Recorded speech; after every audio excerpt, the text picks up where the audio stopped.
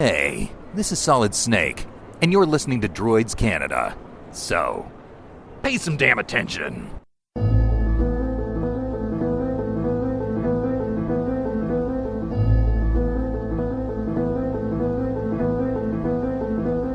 This is David Faustino. Hello, this is Andrew Chalmers, the writer and doctor in Doctor Who Dark Journey. This is Dr. Stevo. Everybody, this is the Cavernator. This is Inspector Gadget. Hey, what's cracking, y'all? It's your boy J-Rock. Good evening, folks. This is James Duval. This is Jeremy Taggart. This is Kim Possible. I'm Chris Holden-Reed. Hey, this is Pat Mastroianni from Degrassi. This is the evil Dr. Bad Vibes. Again, this is Messy Bear. And this is more from X-Men. Hey, this is Andrew Gazzess. This is Sean Gunn. Hi, this is Robert Carradine. It's Tammy Stronach from The Neverending Story. Hey, it's Zach Callison. Hey, I'm DJ Jenny Rock. And I'm Neil Young. I'm Commander Shepard. Ralph Garman here. You're listening to Droids Canada. You've made an excellent choice. You have chosen wisely. Warning. Listener discretion is advised. That means there's a lot of fucking swearing. Hello. How's it going? Here's water if you'd like. Thank you, sir. And there's mine.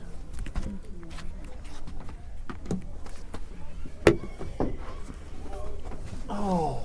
All right. You guys having a good time? Yeah. I guess we can, do we need this? We can hear me, right? Do you want to go mic? You want to go off mic? You guys hear me okay? Yeah, okay. Let's do that.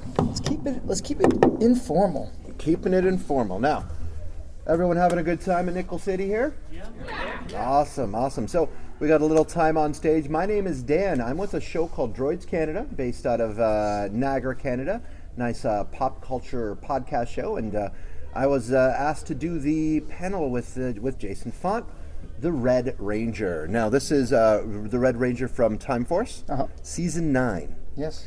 Now, with that, I came into this interview not knowing as much, knowing a little bit about Power Rangers, and the more and more research that I did on Power Rangers, it seems like this is more than just a show, that it's kind of a fraternity. Yeah. Now, how was it getting involved with this? What was the audition process like? Well, it was funny because at the time I was doing, I was in a couple different soap operas, and Power Rangers called me in for the Lost Galaxy season. I read for that, didn't get it. A year later, they called me back in again to read, and I'm thinking, okay, this is cool. They called me back in again. Maybe there's something here. Didn't get it. And then finally, the third time they called me back again, I thought, this is crazy. They keep bringing me back, but they keep turning me down. Is that a good thing or is it a bad thing? So, read for the Time Force season. Thank God I got that role because I really enjoyed the fact that, that season they were really going after strong actors. Obviously, I played 2 different roles in that. And but the process was long. By far the longest audition I've ever had. I think it probably was 5 auditions over 3 months. So it's like you go in and 2-3 weeks would go by, you're like, get it again. And then they call you back. And then so no other audition that I've ever booked took that long to do. But they really took their time finding the role of Wes. They were really looking all over the place for that character. And fortunately, I was the guy to get it. And what type of background did you need to have to be able to even do these auditions? Because it's so much more than just acting. You have to have the acting. You have to have the family friendliness about you as well. Mm-hmm. And of course the athletic background, everything from, dance to sports to martial arts. Like, what type of background do you have that helped you succeed in that? Well, I trained in Jeet Kune Do for years, and then I've been an athlete my whole life. So I think when they did our season, though, they were so big on having the acting chops that we actually didn't have any physical physical testing for the audition. Back in the original cast, they were getting stuntmen and gymnasts. Amy Jo Johnson's a gymnast, so they wanted everyone who could move first, act second. Not that they were all great actors, but they looked at the physical side first. Whereas our season was all about the acting side first, and then of course they took us through a crash course of on-screen fighting. But it was all about our acting in our season. Mm-hmm. Now, you land this role, so this is the lead in this Power Rangers. Mm-hmm. Now, there's been many other Red Rangers before you. Uh-huh. Was there any type of passing of the torch or advice that was given to you from previous Red Rangers? No. And it was interesting because when I had gotten the role, I was very familiar with the show, but I think I didn't realize, because I was in college at the time it started, how big the show was.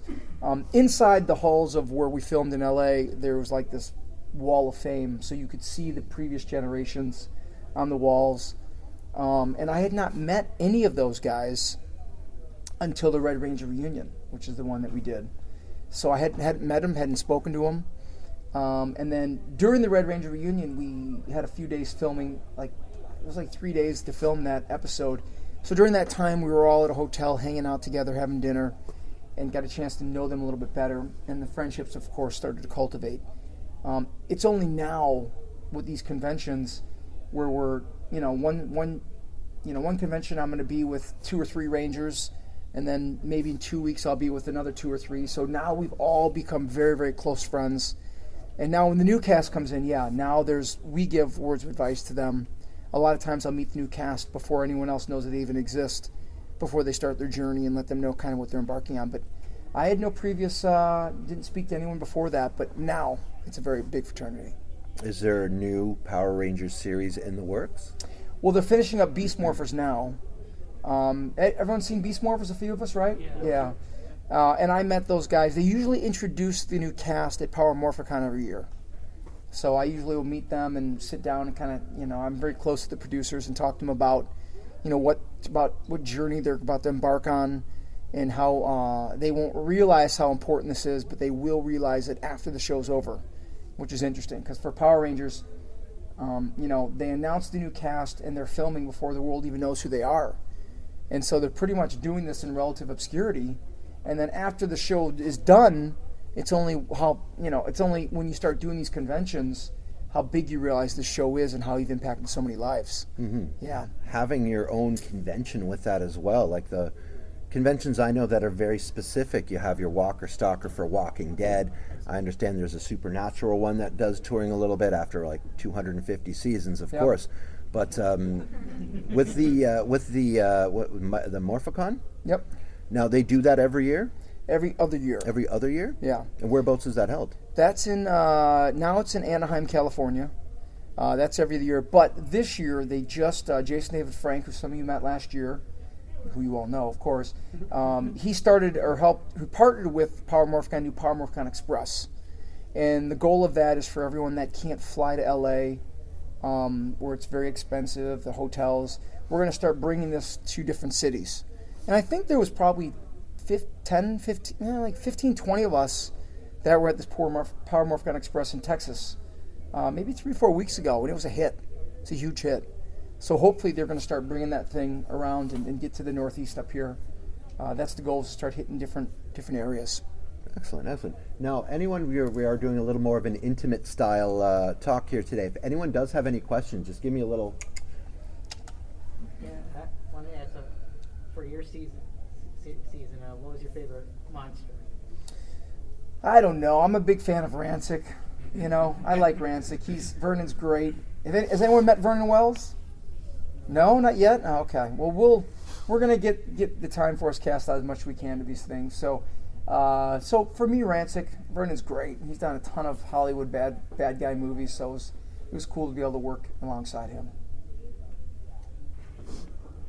When you did the team up with Wild Force, do you think that 2-part episode was a good ending for the Time Force saga, when it pretty much cleared up all the loose ends with Rancic and his daughter and all the newborns and all that stuff? Do you think that was a good ending for that? Yeah, I think so. People always, I think, wanted a little bit more closure with the Wes and Jen relationship, because they kind of hinted at the fact that I came back, but they didn't, or she came back, I should say, but they didn't really put full closure on what happened. But I thought they did. They answered some good questions. Power Rangers is it's such an amazing franchise. It's very few shows have had as much success as that show has had over now 25 years. So now you've got parents watching it with their kids, and it's amazing how they've continued to just resurge this franchise. And but there is a formula they'd like to follow. So a lot of times it'll drive us crazy, because as our fans get older, we want the material to age with it a little bit, and they try to do that, but they still want to stick to what keeps them successful. So based on the framework that the upper tier will tell us to stay within, I think they did a good job kind of tying everything up. Yeah. How did you feel about the Wes and Jen relationship? In terms of how it ended, or how it was started and how it ended? I think it was really cool. I haven't seen every episode of Power Rangers. I know a lot about the different seasons, but it was a very complex relationship, and it was very cool what they did. I mean, right? Her fiance gets killed. She goes back in time and meets his, someone that looks, that's a descendant of him, and falls in love with this person. So I thought the story was really well done. I thought Aaron did a great job, kind of battling those emotions. I think at the end, I would have rather that she chose to stay with Wes, because that's kind of the whole thing. The whole series was based on you can choose your own destiny. You can choose to be what you want to be.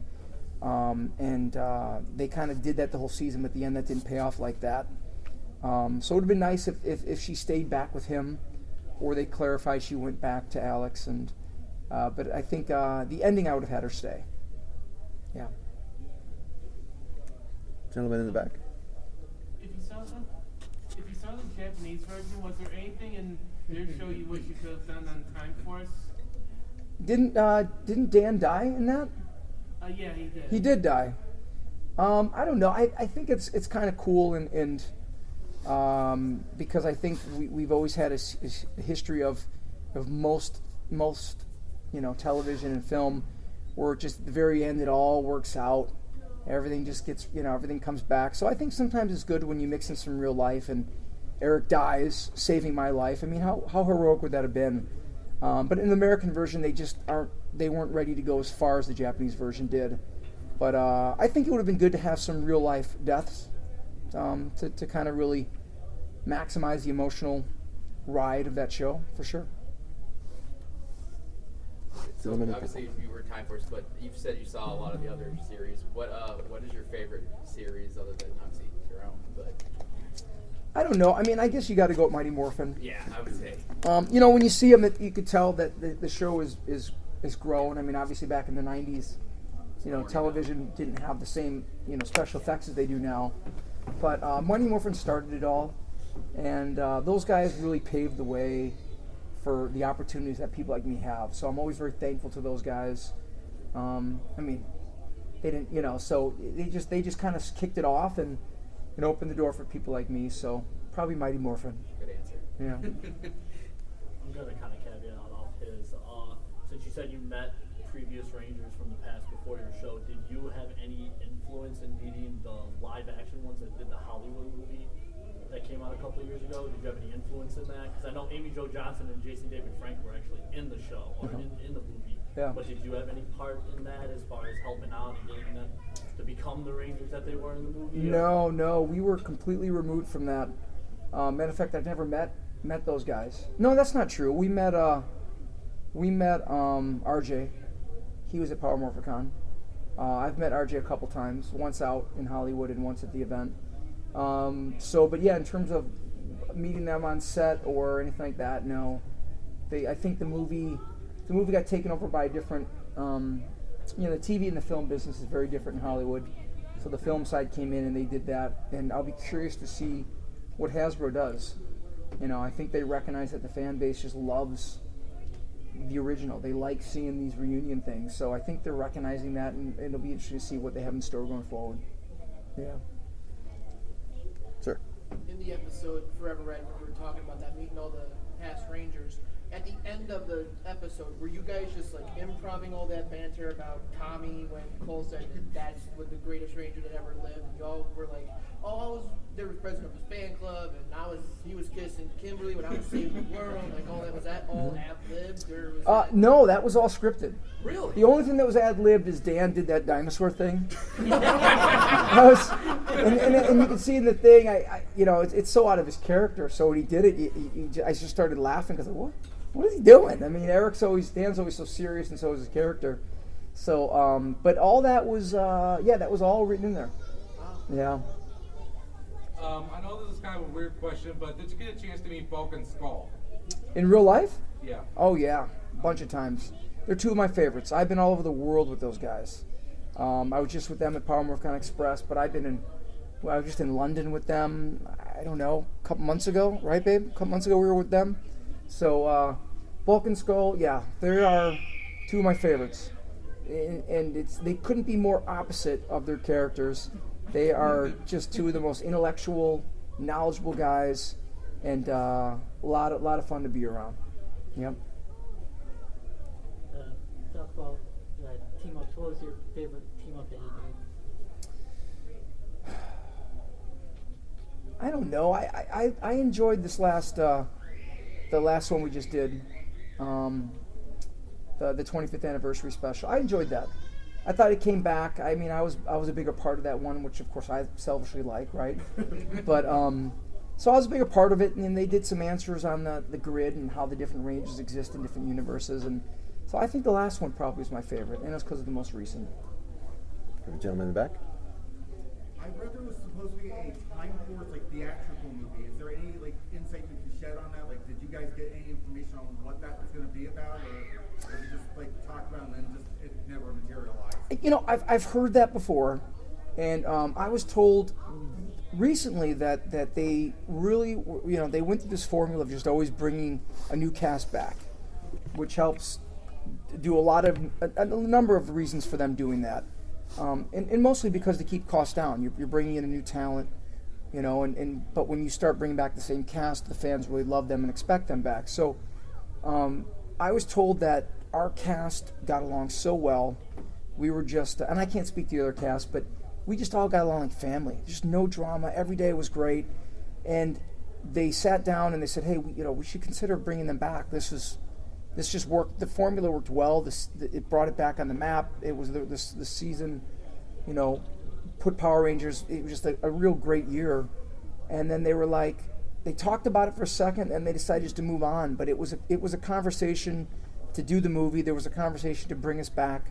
I never knew that, but I was told that did happen. To touch upon the closeness of the cast that you have, I have seen a lot of interviews where cast members pop in and always talk about how good-looking you are. Is that an inside thing that you guys kind of have going on? I just tell them how good-looking I am. If I just keep saying it, then that just makes them believe it. No, we're all a very close cast, so I think there's just part of the things that we joke about, and that's probably one of the things I joke about, and so they're probably joking at me, joking at myself, as my guess. But it's a very tight-knit group. No, it does look like a lot of fun that you guys do have together. Yeah. Mm-hmm. Yeah. With Forever Red, the legendary battle, 25th anniversary, are you continuing to be the forefront for it? Or will we see you again? For which one? For the Forever. Forever Red, the legendary battle, and 25th anniversary. Will we see you again at the forefront on TV? Oh, for another reunion? Hopefully. They've brought me back a lot, and I think that what probably will happen is they'll just recognize that they're going to start bringing back. I do know they will do more reunion stuff. I can tell you that. So you won't be disappointed. I don't know in what way, but I know that there will be more stuff. But my guess is they're going to start to really dive into ones that have not come back yet. And I think that's good for the fans, and it's good for the actors too. So. Even though I'd love to keep coming back, but probably it'll be a while for me. Can I ask two questions real quick? Yeah, buddy. Do you know what roles you were up for in both Lost Galaxy and Lightspeed? The Red Ranger. Oh, for both of them? Yep. And also, what was it like working with the two different crews, like the New Zealand crew and the American crew from your own season? Ironically, a lot of the guys they brought over. There was a lot of the same DPs, and I think the main roles, the guys that were the DPs, the camera guy, the assistant directors, all the decision makers, all were in New Zealand. So it was kind of cool going back and seeing all them. All the other, I don't want to say smaller roles behind the camera, were all New Zealand. Most people were Kiwis for that. But a lot of the decision makers were brought up from LA. Yep. Now, being in this huge franchise, how recognizable are you in everyday life? How often do you get the, oh my God, it's the Red Ranger? Mm-hmm. I don't know. Probably, it depends. A lot of times I have facial hair, and I realize when I have that, it doesn't happen at all. But usually every week or so, we'll be somewhere, And my girlfriend and I have a joke about that. Like, she's never around when that happens, and it's always my kids, and she's always laughing. But no, probably every week or so that we're at the mall or we're out and about, and I'm shaving. We'll be getting ice cream somewhere or out and about somewhere, and someone would be like, "Oh my God, can I get a picture?" And I'm always happy to do it. Awesome. Yeah. Now, with fandom, there's that, the certain levels. You have your Star Wars, you have your Star Trek. Now, myself being a former athlete, you hit that pinnacle when you have your own trading card. Now, when it comes to fandom, you really hit that mark when you have your own action figure and your own video game. What was it like to be able to see your action figure the very first time? I remember exactly where I was. I remember exactly how it played out. I was in a Target, and I had not gotten, they hadn't given me them yet. We hadn't gotten them released to us yet. But they're like, they're now available at the stores. And so if you want to go see them, just go to the store, because they hadn't gotten us our personal ones yet. So I went to the store, and I'll never forget, I'm sitting there, and there's a lady standing right where you are, and she's looking at the characters, and Kevin was there, and Michael, and me, and Dan. Just the 4 guys had the characters with their faces. And she's looking, I'm sitting there looking, going, oh my God, I got an action figure. And she's staring, and she goes like, she sees me looking, she goes, so which one should I get? I don't know, my kids love the show. I see 4 different kinds, which one should I get? And I'm like, I get the red one. She goes, oh, why? I go, because it's me. She goes, oh my God, because you've got to come over to my house. You have to come meet my kids. And I can't, I'm sorry, I can't do that. But so that was the story. She was there, and anyway, so that was the story. But that was pretty cool to see that for the first time. I read recently you were doing a Bat in the Sun production with some of the other Ranger guys. Yeah. Can you say anything about that? Yeah, you know what? I really, really like this one. There's been some attempts to make an after a Power Rangers spin-off that's not Power Rangers. There's been a lot of attempts to do it. I think that there's a huge fan base that would, if done right, really like this. Bat in the Sun, for those of you familiar with them, check them out on YouTube. They've done some amazing work on, Batman versus Predator. Was it Predator? I forget. They do a lot of different stuff, and they're really, really good at creating these. Darth Vader versus? Anyone know? Darth Vader versus Batman, right? They do a lot of these things. These guys are amazing filmmakers. Aaron and his father, and they partnered with Jason David Franklin in a lot of projects. And finally, him and Johnny Young Bosch said, "Hey." They literally contacted me 5 days before, "Hey, we need you to come on set. We need you there for this project we're doing." I'm like, "Cool, I'm there. What are we doing?" So, and they created this trailer, which you guys are going to love and you're going to see very soon. And I don't know what the script is going to be yet, but they've got plans to make something that's involving a handful of Rangers in some sort of a thing after. So, I haven't seen the script either. I just know it's in very good hands, and these guys are going to make something happen. So hopefully this is the Power Ranger fan film that everyone wants to see, that will be designed for an older audience. Are you familiar with the comic book and the right now there's the Shattered Grid? There was the video game Battle for the Grid. Yeah. Jason David Frank. Are you familiar with that at all? Because I know a little bit. The time he's going through time and trying to eliminate all the Rangers. Do you know anything about that and your impressions on that, or? I don't. I know that the Shattered Grid, I became really close friends with Kyle. Yeah, it's really cool what they're doing. And I know Aaron Cahill played a good role in that. And anytime you have the time travel, it automatically, creates opportunities for the Time Force season, because we can be there for all that. You right? guys aren't in there, unfortunately. But I've heard that they were talking about adding the Red Rangers, so. Well, I hope they do, but I don't, if I did know and couldn't tell you, I guess I couldn't tell you, but I honestly could tell you I have, at this point, no participation in it, but hopefully will. Yeah. But it's pretty cool. That thing wasn't it the #1 comic? Yeah. Yeah. It's killing it. It's fantastic. Now, I understand you also work with Aaron Cahill again with Resident Evil. Yeah, we did that. Yes, I got her that audition. So when you see her, you remind her of that. But no, she's a wonderful actress, and she booked the part on her own. And but we spent 3 weeks in Japan filming Resident Evil Vendetta, which was really cool. And it's cool to be a part of that whole Resident Evil fandom, because everybody loves that video game. So and Leon Kennedy is an iconic figure in that franchise. So I was fortunate to get to play him. But yeah, we did Vendetta together, which was shot in Japan. No, that is another huge franchise. Like going from one huge franchise to another huge franchise. Now, working with her again, were you able to see any kind of differences in Erin now versus Erin as Power Ranger? Yeah. I guess I've it's like I know Erin so well. I've spent so much time with her that like you just see her and that's E. You just know her as E. So, her character Claire was kind of like a lab rat, kind of a nerdy scientist type who's thrust into this zombie world and end of the world scenario, whereas Jen was a very, very strong character. So the two characters were very different, and she's a very good actress. So, just I guess it's good, interesting to see a different side, But the mocap stuff is fun. That stuff is filmed just like a movie. They film that stuff, and it's the same exact process, but like you get to do it more like a play, because there's cameras all 360 around like a high school basketball gym. So everything we do, there's cameras all around. So if we're talking here, or talking there, or talking there, the cameras are getting it. So we can just play it out like a play. It's pretty cool. Is there any memorabilia you have from the season of Time Force that you kept for yourself other than the helmet? Well, the helmet's just a remake. Okay. Yeah. So this one here, I have a couple.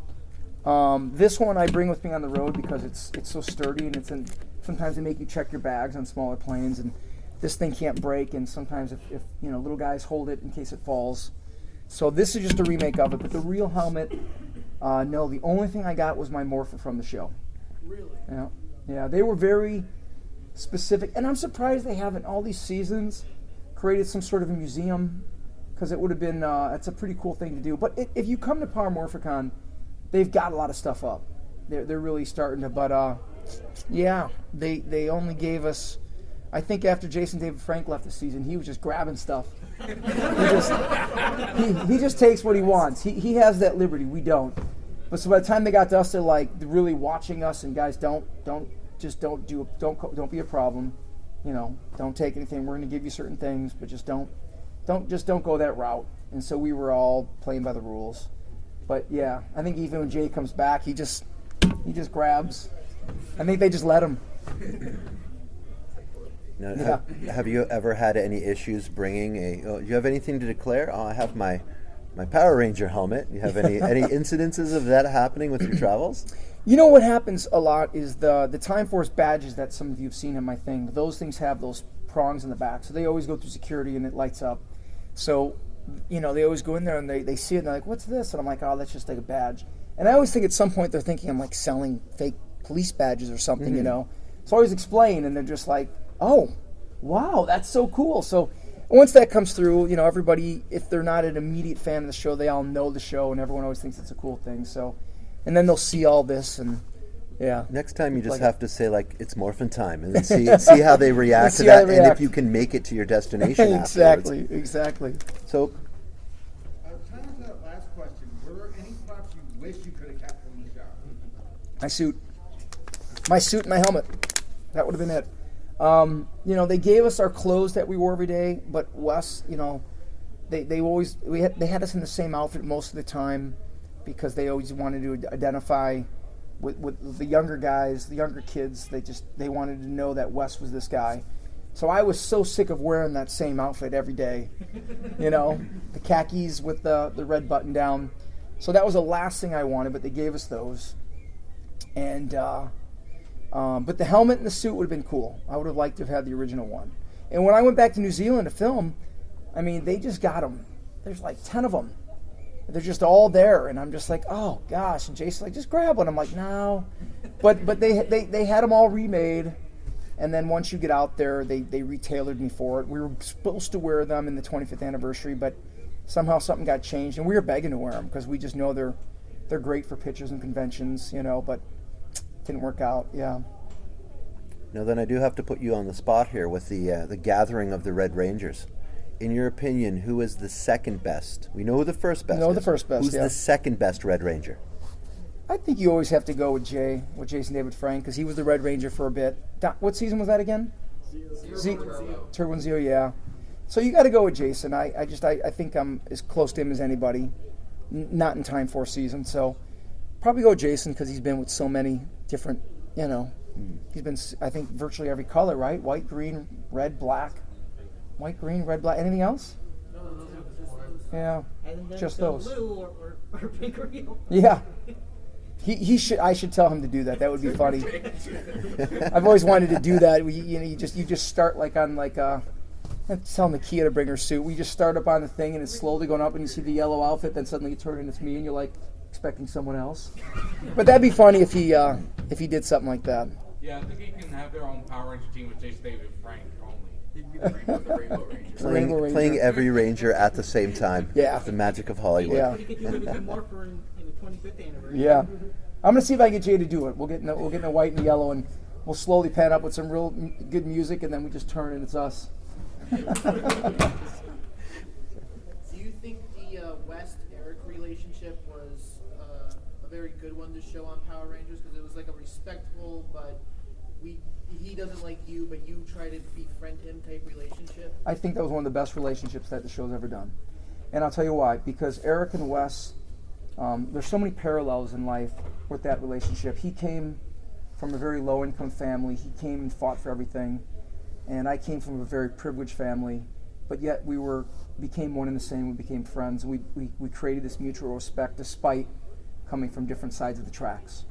And at the end, respected and the relationship really cultivated. Because I think in the beginning, he just hated everything that I was. And I was always trying to garnish his respect and figure out who I was. Because I was never really comfortable with my wealth and where I came from. And I think at the end, these two characters came together with very different backgrounds and found that common bond. And at the very end, Eric saved my life, right? So I thought that relationship was really well done. And at the very end, I'm taking over my dad's police force, and Eric's going to get ousted, and I bring him in as my right hand in command. So at the very end, I, save his job and what he's doing. So I think that relationship was really well done, and I'm glad they had it. And they casted him perfectly for that. Because Eric is Dan. That's Dan. Even at the shows, he always does his own thing. That's his thing. Yeah. What was your favorite set for your season, or any other appearances you've done? My favorite set? I think the clock tower, where they made the clock tower. That thing was really well done. Every little nook and cranny in that thing was. We filmed next to the JAG series, and that thing was just. They had the upstairs, like it was usually in movie making. It's all kind of just like a wall like this they put up, but that thing was just so well done. Everything in there. So I think the clock tower was pretty cool. Yeah. So, Forever Red. So the Machine Empire, the remnants of them, they're on the moon. I think the moon. Where did they film that? Or was that on a soundstage or green screen or? We filmed that out in Palmdale, California, which is out kind of like it's more deserty out there. Palmdale? That makes sense. I forget where we were, but it was out more northeast of LA. It was quite a drive, like 45 minutes to an hour outside of LA.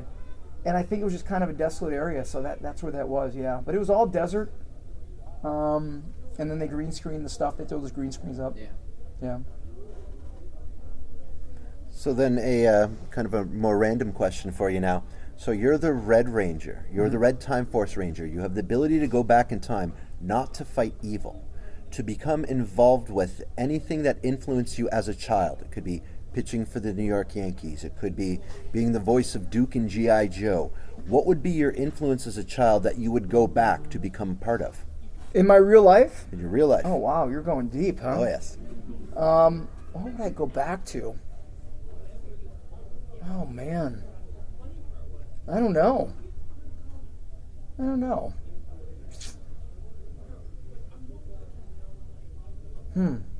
had a pretty good life. The difficult questions. I had a pretty good life, to be honest with you. I've been very, very blessed. I had one of my best friends that passed away. I might go back and spend some more time with him. Other than that, I've been, my family's alive, so maybe that. Now then, moving forward, what is it that you are working on now? What is it that you're looking into pursuing? I have a couple of projects coming out. Hopefully, a movie called Honeymoon in Paradise that I filmed in the Caribbean. That hopefully comes out. I'm not sure that's going through. It's taken a while for that one, but that's coming out later in the year. Beast Out of the Water came out on Amazon Prime maybe a month or two ago. I'm proud of that one because I got to play a real good villain, nasty guy. So Beast Out of the Water I would check out on Amazon Prime. Steve Cardenas is in it as well. They got a couple of wrestlers in there, and what was the other one they just did? Oh, and then ELE, Extermination Level Event. That is a pilot that I filmed in Canada near Ottawa. That was filmed in one shot. So that was a 45-minute pilot that we filmed with no cuts. So that was something I was very proud of as an actor. That took me forever to learn 45 pages of dialogue. But so ELE, Honeymoon in Paradise, and then Beast Out of the Water are a few things coming up, and then we'll see what happens next. You never know. How difficult is it to film 45 minutes straight, one cut? Very hard. Very hard. And the other actors, the way that they did it, we hadn't met until a week before shooting. And then we filmed on a nuclear war bunker in Canada, up in Ottawa, which is where the Prime Minister would go in the event there was a nuclear war. And it looks like a big maintenance garage. And then when you go in there, it just goes down into an entire universe underground. And so we filmed down there, and the cameras follow me through the day in the life of this general, where there becomes a nuclear, situation, and the world is getting shut down, and we don't know if it's a Russia thing. It ends up being some sort of an alien thing, but there's this, they're releasing the codes to drop nuclear bombs, but then we lose touch with everybody, and they're not sure what's happening. We're all underground, and then the codes are saying to bomb the White House and the Pentagon. But we're like, wait, it's telling us to bomb our own people. So what's happening right now? So it's a ton of confusion. It's a very involved script, but it was 45 minutes of nonstop, no cut. That's their thing. That's kind of their niche, is to do something that doesn't stop. So hopefully that the world gets to see that, because I was really proud of that one. ELE. It's called ELE? Yeah, Extermination Level Event, but ELE, and hopefully we'll have that thing out there soon. That's awesome. We have a few minutes left. Anyone else with more questions? You said that you had played in some soap operas. What soap operas did you ever play in? Passions and Port Charles. Okay, and now I remember you in Passions. Passions. When I was sick with my mom. That makes sense. Yeah, Passions was, there's two roles that they're always the ones that got away. Passions was one of them. Jesse Metcalf got the main role. There was down to a handful of us.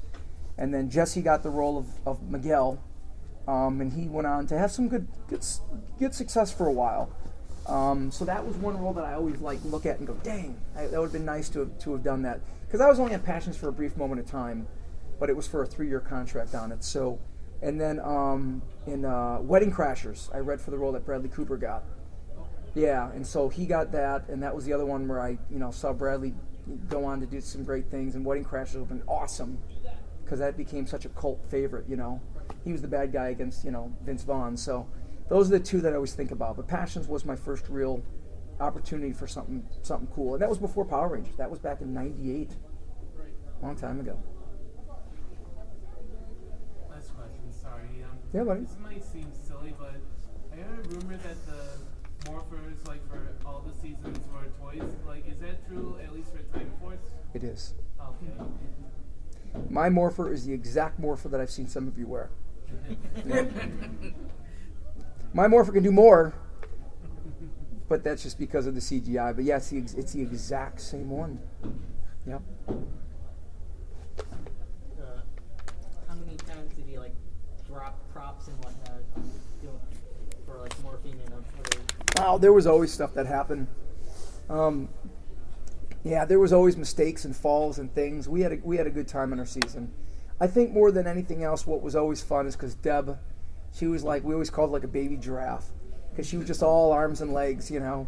And so like her fighting and kicking a lot of times that she just wouldn't know how to like cut the kick off close enough when we did do stuff. And, you know, she'd crack a stuntman in the face and you could hear her behind the thing go, oh!